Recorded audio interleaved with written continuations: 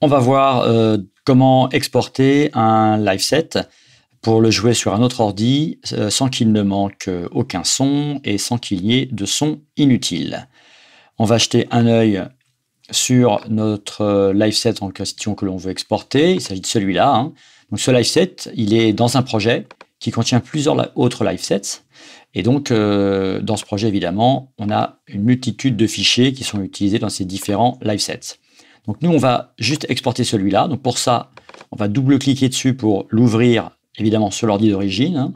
On va tout de suite sauver une copie de ce live set qui va nous servir du coup à l'export. Donc on fait sauver une copie qu'on va mettre par exemple sur le bureau.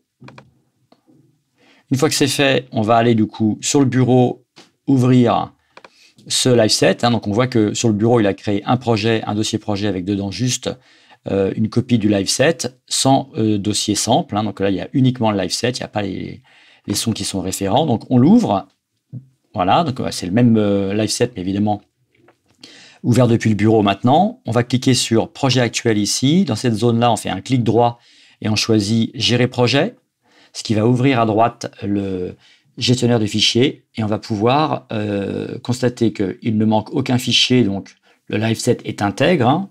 Ça ne veut pas dire que tous les fichiers sont réunis, ça veut dire qu'il peut accéder à tous les fichiers qu'il utilise. Ces fichiers, hein, on voit qu'il y a des fichiers externes. Donc il y a 4 fichiers d'autres projets. Ce sont précisément, hein, les fichiers sons qui se trouvent dans le dossier sample de notre projet d'origine. Donc évidemment, ceux-là, on va les réunir dans le projet qui est ouvert, celui qui est sur le bureau. On a des fichiers qui sont dans la bibliothèque utilisateur. Alors, il est fort probable donc qu'on n'aura pas notre bibliothèque utilisateur dans l'ordinateur sur lequel on va jouer le live set, donc on va aussi les réunir. Et on voit aussi qu'on a 4 fichiers qui viennent des packs d'origine, des packs live. Donc ça, on peut jeter un œil, on clique sur afficher là. Donc dans la partie gauche, hein, il nous montre les 4 fichiers qui sont utilisés et qui viennent de la bibliothèque d'origine. Pour savoir exactement d'où ils viennent, on peut faire un clic droit sur un de ces fichiers et on fait afficher dans Places.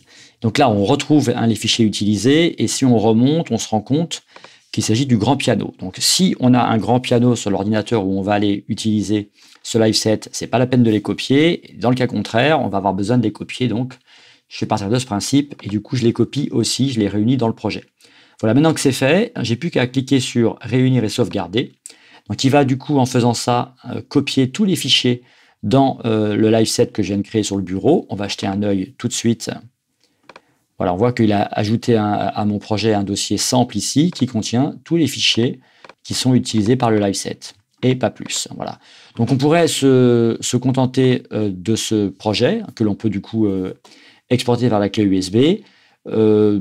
Pour que ça prenne un peu moins de place, on peut éventuellement à partir de ce projet créer un pack live. Donc, je vais le mettre à côté, hein, de mon projet que j'ai exporté.